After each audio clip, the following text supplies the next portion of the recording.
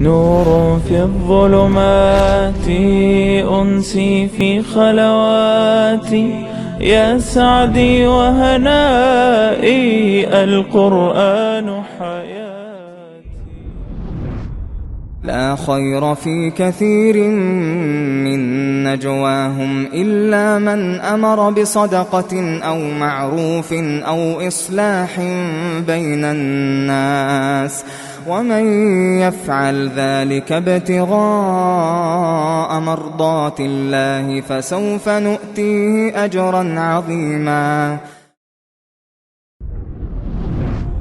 در بسیاری از نجواها و سخنان محرمانه خیری نیست مگر کسی که به صدقه یا کار خوب یا اصلاح بین مردم فرمان دهد و هر کس برای طلب خوشنودی الله چنین کند به او پاداشی بزرگ خواهیم داد.